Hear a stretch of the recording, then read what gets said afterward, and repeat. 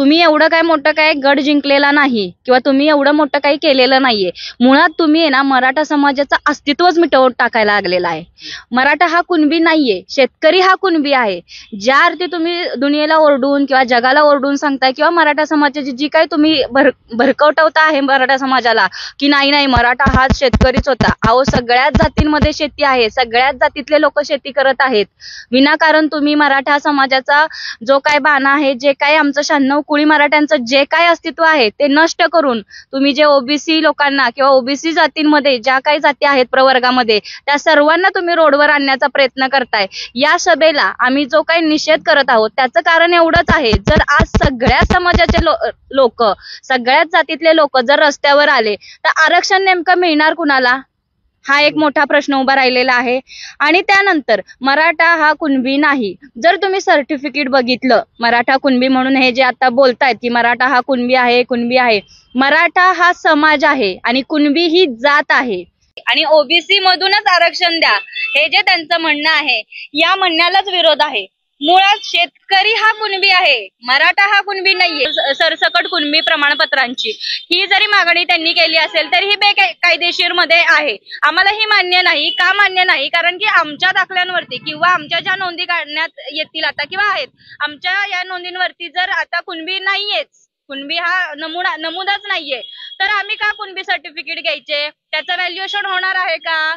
Value होणार नाही तर आम्ही ते घेऊन काय करायचं आहे? पुढे ह्या सर्व गोष्टी करत राहणार आहोत का आम्ही?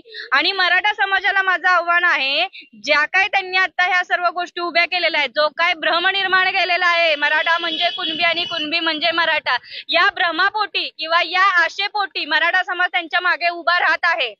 तर जो मराठा समाज आहे ना तुम्हाला डोक्यावर आज चढवू बघतोय किंवा डोक्यावर चढवलेला आहे, मराठा समाजाने तुम्हाला नेतृत्व दिलेलं आहे, तर याचा तुम्ही मनोज जरांगेंनी शिवतीर्थावर सभा घेतली तर गंभीर परिणाम होतील। मनोज जरांगे यांना हा इशारा देण्यात आलेला आहे। सातारा शहरातील छत्रपती शिवाजी महाराजांचा पुतळा असणाऱ्या पोवाई नाक्यावरील शिवतीर्थ परिसरात मनोज जरांगे यांची सभा होणार आहे। या सभेला तेजस्वीताई चव्हाण यांनी विरोध केलेला आहे। मराठा आंदोलक मनोज जरांगे पाटील यांनी पुन्हा एकदा राज्यभरात दौऱ्याला सुरुवात केली आहे। यावेळेस मनोज जरांगे पश्चिम महाराष्ट्रात जनजागृती करतात। कराड, सातारा, मेढा या ठिकाणी त्यांच्या जाहीर सभा होणार आहेत। या सभेसाठी मराठा समाजाकडून जय्यत अशी तयारी करण्यात आली आहे।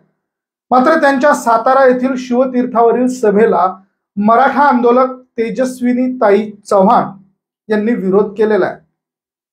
तर त्यांनी इकडे सभा होऊ देणार नाही असं स्पष्टपणे आपल्याला सांगितलेलं आहे।